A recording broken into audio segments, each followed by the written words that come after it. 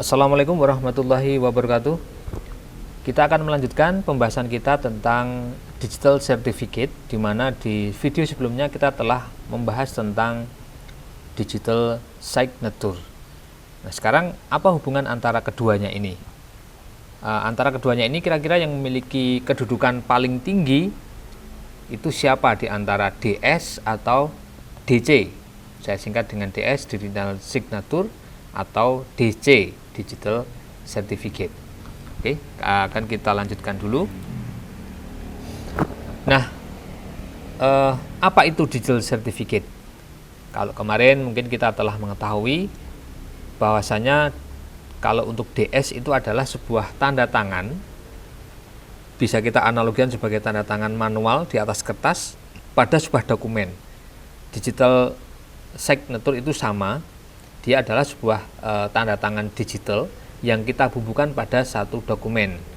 Mungkin kita telah mempraktekannya di dokumen Office ataupun di dokumen PDF. Nah, sekarang apa itu digital certificate? Sama, jadi dia merupakan file elektronik gitu ya. Dan kemudian digital certificate itu bisa dikeluarkan dengan melibatkan pihak ketiga. Kemarin kita sudah sampaikan, contohnya ada Dirjen Pajak, mungkin ada yang lain ya, yang memang mereka punya kewenangan untuk mengeluarkan sebuah sertifikat digital. Contohnya di sini adalah VeriSign, kemudian ada Taut. Ini dua contoh siapa yang berhak mengeluarkan sebuah digital certificate yang dikenal dengan certificate authority. Jadi pihak yang punya kewenangan untuk mengeluarkan sebuah sertifikat. Nah, berbeda dengan isian yang ada di dalam digital signature, di dalam sertifikat digital ini ada beberapa isian yang diterangkan di dalamnya. Jadi ada nama subjeknya, baik personal maupun perusahaan. Kemudian ada tanda tangan digitalnya. Nah, di sini ternyata tanda tangan digital itu termasuk sebuah keterangan atau isian yang berada di dalam sebuah sertifikat digital. Jadi kalau tadi ada pertanyaan, siapa di antara DS dengan DC yang lebih tinggi kedudukannya, berarti jelas di sini adalah digital certificate karena di dalamnya memuat tanda tangan digital. Kemudian ada kunci publik dari subjek. Ini sama dengan yang ada di DS. Di DS juga punya kunci publik dan kunci private. Kemudian di dalam DC ada masa aktifnya. Jadi sertifikat itu punya masa aktif, ada masa tenggangnya, ada tanggal expirednya, kapan dia akan habis umurnya, sehingga dia harus dilakukan perubahan pembaharuan. Kemudian mungkin ada informasi-informasi lain seperti nomor sertifikat dan sebagainya. Nah, ini adalah beberapa isian yang terdapat di dalam sebuah digital certificate. Nah, sekarang apa fungsi dari digital certificate? Jadi salah satunya, jadi di sini ada dua fungsi utama. Yang pertama, dia sebagai verifikator autentikasi dari sumber daya dari narasumber. Misalnya narasumber itu bisa personal ataupun bisa perusahaan. Mungkin di sini contohnya sumber website, kemudian ada server. Jadi dia tugasnya adalah memverifikasi apakah betul website yang ditampilkan itu benar-benar milik perusahaan atau seseorang tertentu yang sudah mendaftarkan diri. Kemudian server juga seperti itu sama. Sehingga apa jaminannya? Ya, jaminannya adalah sumber daya yang diakses tadi itu memang benar-benar terpercaya dan bisa digunakan oleh orang lain. Kemudian fungsi yang kedua, fungsi utama yang kedua, yaitu ada perlindungan keamanan. Nah, keamanan yang dimaksud di sini adalah keamanan dalam hal pertukaran data. Misalnya saat kita mengunjungi alamat website, kita dijamin keamanan data kita. Misalnya ya, ada kita memberikan informasi nomor kartu kredit, atau kita memberikan informasi atau kita memasukkan dalam form dalam website tersebut ada form untuk memasukkan nomor rekening. Nah, disinilah pentingnya atau fungsi digital certificate. Jadi melindungi keamanan data dari para penggunanya. Yang kebetulan di sini saya contohkan adalah pada sebuah alamat website. Jadi minimal ada dua fungsi utama ini. Yang pertama memverifikasi untuk mengautentikasi narasumber, sumber daya, apakah terpercaya atau tidak. Kemudian yang kedua adalah perlindungan keamanan data. Nah, kemudian bentuk dari digital certificate itu apa? Jenisnya itu seperti apa? Nah, digital certificate itu umumnya digunakan ketika kita mengakses sebuah informasi data itu secara online. Karena memang bentuknya elektronik, maka ya pastinya kegunaannya ketika kita menggunakan media jaringan internet ataupun jaringan lokal. Tapi kalau untuk DC itu memang lebih cenderung ke secara online. Nah, ini misalnya melalui website. Kemudian ada dua jenis atau bentuk dari DC ini. Yang pertama, sertifikat di tingkat server.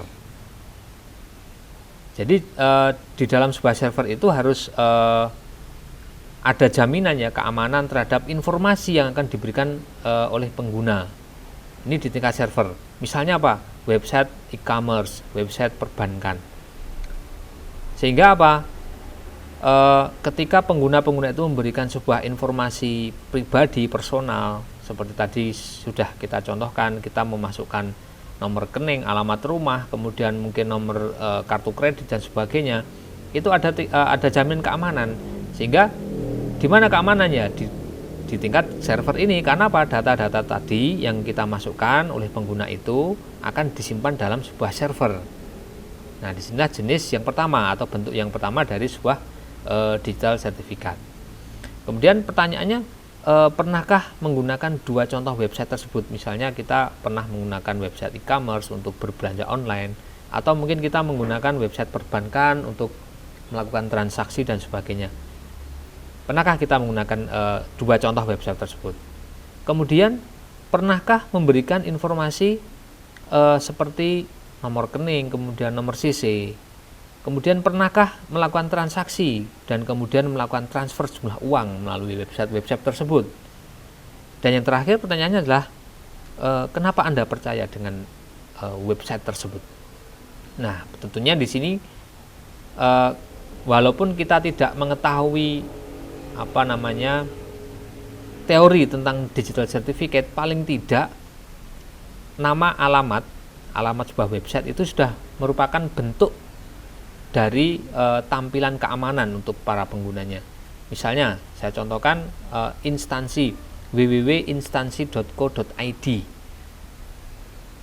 Tapi banyak juga yang mereka itu ya istilahnya mau mengadakan duplikasi atau menyamakan begitu. Ada yang namanya itu disamarkan sedikit, instansia, sehingga di depannya mirip tapi di belakangnya tidak mirip. Instansi.co.id, kemudian ada website tandingannya itu instansia.co.id yang tujuannya mereka adalah menjaring informasi dari para pengguna yang kebetulan tidak begitu memperhatikan sebuah alamat itu. Nah, walaupun mungkin dari para pengguna itu tidak paham tentang digital certificate, tapi paling tidak dari nama yang diberikan oleh instansi atau perusahaan atau mungkin personal itu sudah dapat dipertanggungjawabkan. Kemudian bentuk yang selanjutnya adalah sertifikat di tingkat personal. Kalau tadi di tingkat server berarti ada data yang diberikan oleh pengguna kepada server untuk disimpan, sehingga pengguna itu punya jaminan keamanan bahwasanya data-data yang diberikan itu memang dirahasiakan, tidak dijual kepada orang lain.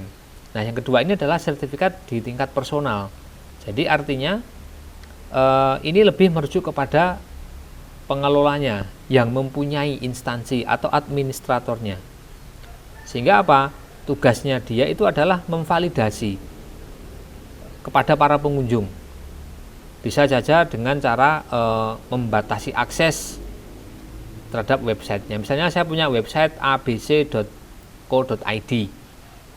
Ada beberapa pengunjung yang mungkin terdeteksi oleh saya, kemudian saya batasi aksesnya. Atau mungkin memang secara global website ini untuk khalayak umum hanya terbatas sampai menu ABC. Sedangkan untuk orang-orang tertentu, pihak-pihak tertentu sampai dengan ABCDE misalnya seperti itu. Jadi ini di tingkat personal. Jadi lebih merujuk kepada para pengelolanya atau para administratornya. Contohnya yaitu untuk penggunaan email, kemudian ada informasi password, kemudian ada fasilitas lupa password. Jadi kalau kita passwordnya lupa, itu berarti ada sebuah sertifikat yang diberikan di tingkat personal ini. Karena apa? Dia harus mengakses servernya lagi. Ketika kita lupa password, pasti ketika kita membuat sebuah akun ID misalnya, pasti akan ada pertanyaan-pertanyaan yang nanti digunakan untuk menjawab seandainya terjadi password lupa. Misalnya siapa nama ibu kandung, apa hewan peliharaan yang paling disukai dan sebagainya. Itu adalah pertanyaan-pertanyaan atau informasi-informasi yang kemudian itu telah disimpan di tingkat server ya. Jadi ada sebuah informasi yang sudah disimpan di tingkat server, kemudian baru ditindaklanjuti di tingkat personal, sehingga antara server dengan personal itu ya saling sinkronisasi begitu. Nah, ini mengenai jenis atau bentuk dari sebuah digital sertifikat. Di dalam sebuah web itu ada beberapa standar protokol. Jadi protokol itu aturan. Misalnya yang pertama adalah SSL, Secure Socket Layer. Jadi autentikasi server dan pertukaran data. Jadi SSL ini digunakan sebagai protokol untuk apa? Untuk mengautentikasi servernya, mengautentikasi websitenya, apakah memang betul atau tidak. Kemudian juga menjamin adanya pertukaran data. Kemudian protokol yang kedua adalah SMIME, Secure Multipurpose Internet Mail Extension Protocol. Nah, ini digunakan lebih khusus, yaitu di dalam standar keamanan email. Jadi kalau misalnya nama kita sudah digunakan beberapa kali, mungkin nomor handphone kita sudah digunakan beberapa kali, maka nanti akan ada peringatan di sini. Nomor Anda telah banyak digunakan atau email Anda telah banyak digunakan untuk backup kepada email-email yang lain. Ini SMIME. Kemudian EDI, Electronic Data Interchange. Ini termasuk dalam SMIME. Kemudian protokol yang ketiga adalah SEP, Secure Transaksi Electronic Protocol.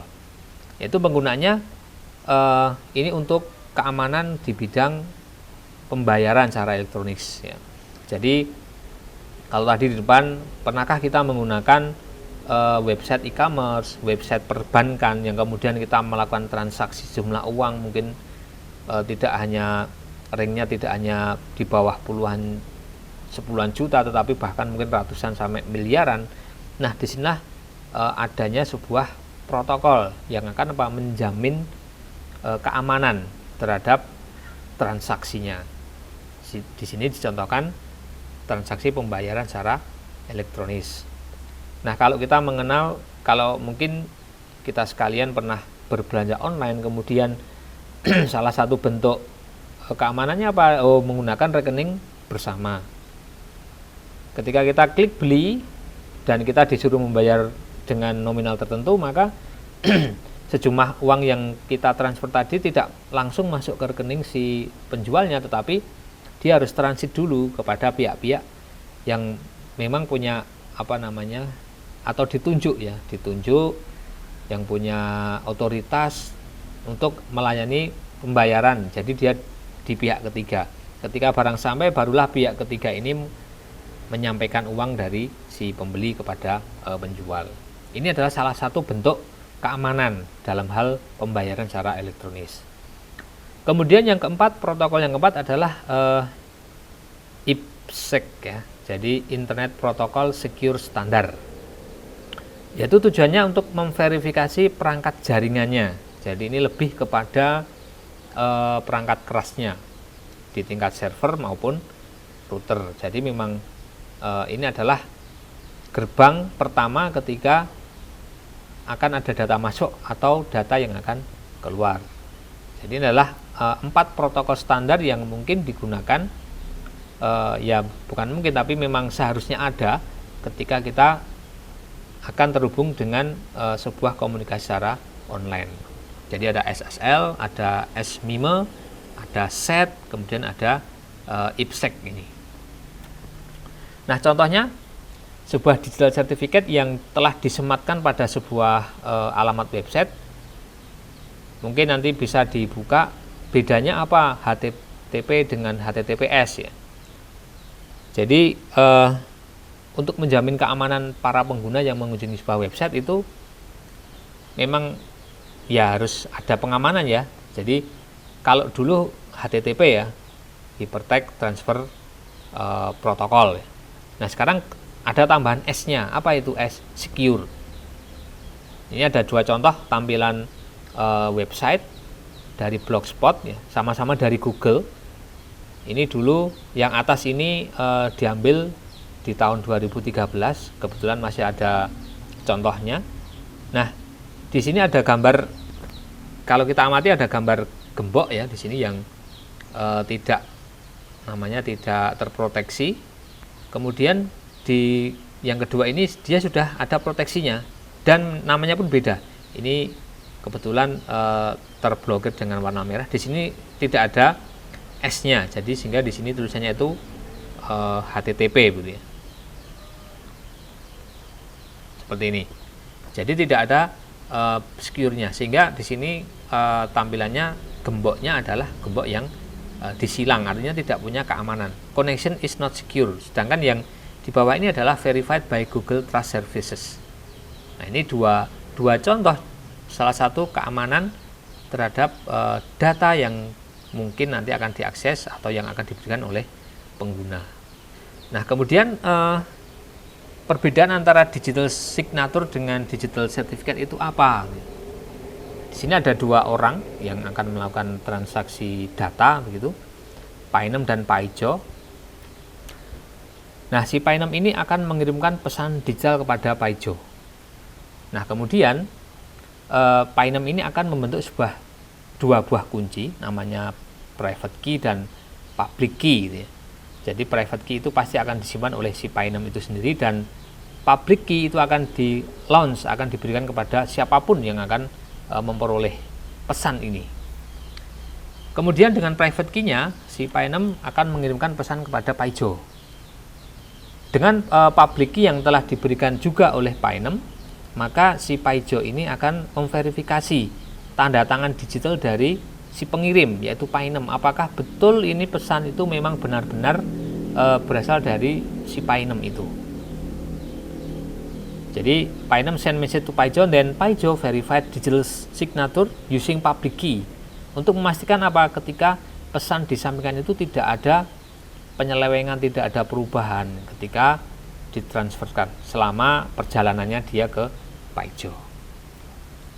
Nah, namun di dalam digital signature ini ada lubang keamanan yang mungkin terjadi saat pengiriman data atau pesan tadi, yaitu seorang hacker yang dia berada di tengah, menguping, kemudian dia mengambil data begitu, dan ketika dia telah berhasil mengambil data ketika perjalanan, ketika transmit, maka dia akan berperan sebagaimana halnya si Painem ini. Dia akan membuat sebuah private key, kemudian membuat public key, yang kemudian public key ini juga di launch kepada para penerimanya nanti, sehingga bisa jadi si pencuri ini, hacker ini akan membuat sebuah pesan yang berbeda, akan diubah pesannya, akan membuat fake message ya, jadi pesan yang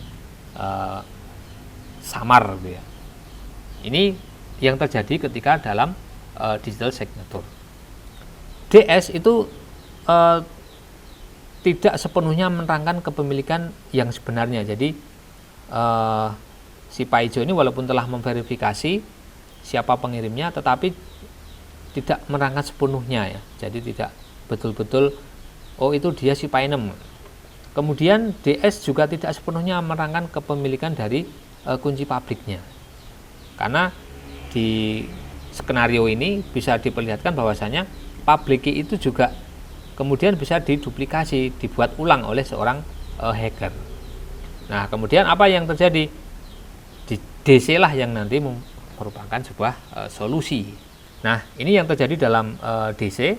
Jadi sama ya seperti hanya di DS tadi, bahwasanya si Pak Inem itu akan mengirimkan pesan kepada Pak Ijo, tetapi antara private key dan public key itu sudah dijadikan satu dalam sebuah digital certificate, sehingga ketika pesan ini disampaikan kepada Pak Ijo, maka si Pak Ijo itu akan memverifikasinya. Apa yang diverifikasi? Digital sertifikatnya, karena di dalamnya itu tadi ada nama, ada digital signaturnya, kemudian ada public key, bahkan yang mempunyai, yang menciptakan public key itu siapa selain public key yang dibentuk oleh Pak Inem. Dan DC ini juga menerangkan siapa yang memiliki public key yang sebenarnya. Ini adalah DC. Nah, sehingga untuk memperoleh sebuah DC ini diperlukan adanya sebuah CA, yaitu Certificate Authority, yang dia adalah merupakan pihak ketiga yang mempunyai kewenangan untuk mengeluarkan sebuah sertifikat digital. Nah, sekarang kalau misalnya seperti ini, ada sebuah dokumen Office di sini. Saya contohkan Word. Kita telah membuat tanda tangan ya. Tanda tangan digital. Nah, kita membuatnya dalam satu komputer di sini. Komputer A. Kemudian file ini kita copy atau kita berikan kepada teman kita, sehingga file kita Word ini dibuka oleh teman kita menggunakan komputer B. Nah, apa yang terjadi di sini? Apakah kemudian kita bisa mengeditnya, atau mungkin kita juga tidak bisa mengeditnya karena sudah ada tanda tangan digital, atau mungkin kita bisa mengetahui siapa pemilik dari dokumen ini? Apakah diterangkan dari dokumen yang pertama ini? Nah, untuk mengetahuinya silakan dicoba apa yang terjadi terhadap file-file yang telah kita bubuhi tanda tangan digital.